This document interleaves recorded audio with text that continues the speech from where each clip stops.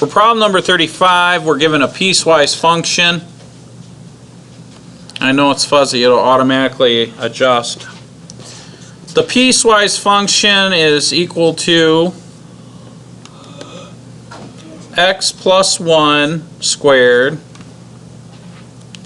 comma, x less than or equal to 0, 2x plus 1, comma, when x is less than or equal to 3, and then 4 minus x squared, comma, x is greater than or equal to 3.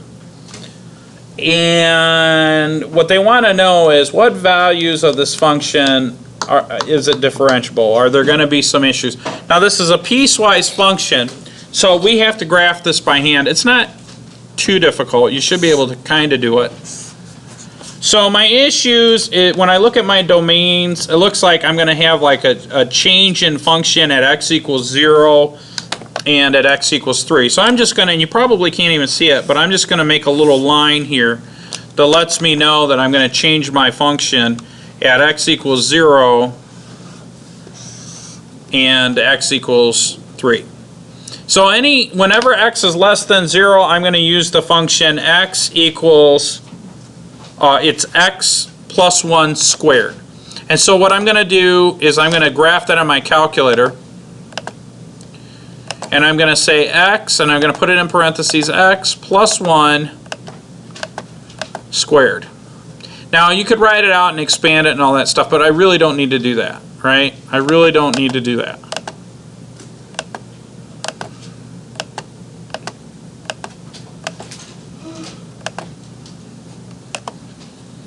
And so here's kind of what it looks like, right? So if I graph just this portion of it,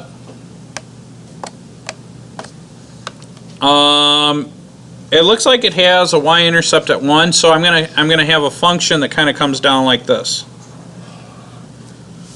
So no real issue there. So now I've got to do from x to 3, it's 2x plus 1. Now here's an interesting thing. If I close this out, see where that equal sign is highlighted? If I hit enter, it unhighlights it. And now if I hit graph, you see nothing. See how I did that? So now what I'm going to do is I'm going to come back, because I just turned that off, and I'm going to plug in the next function, which is 2x plus 1. So that's really a y-intercept of, whoops, 2x plus plus, but I want plus 1. Plus 1, and I hit graph. And so that's just going to be a y-intercept of 1, and then it goes up to 1, 2 over 1. And then up to 1, 2 over 1, and then up to, so it kind of goes like this. And then from 3 on, and I'm going to change my window because really I'm talking about 0 to, I don't know, 5. We'll put 6. And it looks like I need to change my y values from 0 to, I don't know, we'll put 7. And so that's what the graph looks like. And so now what I want to do is I'm going to turn that function off for now. But wait, let me turn it, well, let me see the value. If I go into the table of values, I need to know, oh, I got to turn it back on, don't I?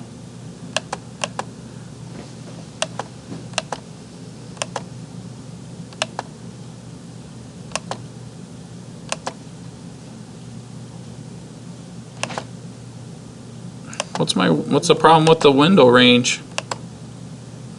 Oh, 6. And so what I'm interested in, that's what I wanted to know, is that this is equal to 7. I could have done that mathematically, but I just wanted to, this is the point 3 comma 7. Right, I could have plugged that into the equation, but I just wanted to show you guys graphically. Now what I'm going to do is I'm going to come in here, I'm going to turn that off, and then I'm going to graph the function 4 minus x squared. That quantity squared is. And so if I hit trace and I enter in 3, that's at the point 1, right? So if I were to graph that, that's at 3, 1, which is way down here, and that's the one that's included like this. So technically this one is not included, so I should have a big open circle there. So now what we want to look at, we said that it's not differentiable at a corner, at a cusp, or at a discontinuity or a vertical tangent. So the two questions really that we want to look at is when x equals 0 and then this business when x equals 3. Well, is that a corner or a cusp? No. Is that a vertical tangent? No. Is it continuous? No. Yeah, it's a continuous function. So technically, if I look at that, that should be good to go at x equals 0, right? Would that just be the slope of the second piecewise function? Well, now here's the other thing that we need to think about is, wait, did I do 35 or 36? That was 35. Am I looking in the right book? Yeah. Oh, what section are we on? We're on 3.2. I have my little cheat sheet here, the solution manual, and the solution manual didn't have I was on the wrong page. All right, so now if I look at it, it's differentiable at 0. What about 3? No. No. So we could say that f prime of 0 exists, right? We know that it exists. That's all we had to do. But what about f prime of 3? Does not exist. That's it. Now, I could prove that formally by taking the limit, okay, of this from the right hand side. So I could do like, what function if we approach from the positive side, what function are we using? Yeah, so I'd have to do like 4 minus x plus h, right? All that stuff squared minus 4 minus x squared all over h.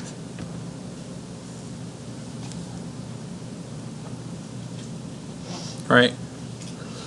And if I were to crank through and do all that, and I would evaluate that at 3, so I'd plug the 3 in for x and all that stuff, and then I could do the same thing as h approaches 3 from the negative infinity, but there I would use 2x plus h minus plus 1, and then minus the quantity 2x plus 1 all over h.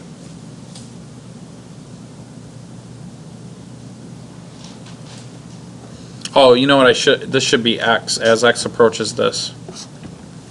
And then on the bottom I would write that a little different. But I wrote the notation down wrong, but the point that I'm trying to make is that clearly the slope here, m, is negative. And that's what this stuff does. Clearly the slope here as we approach from this side is positive. But more importantly, there's a jump discontinuity. So my limit as I approach those functions, and we don't need the h, I wrote this down wrong. Okay? But there's a jump discontinuity and we could solve it algebraically. Yes?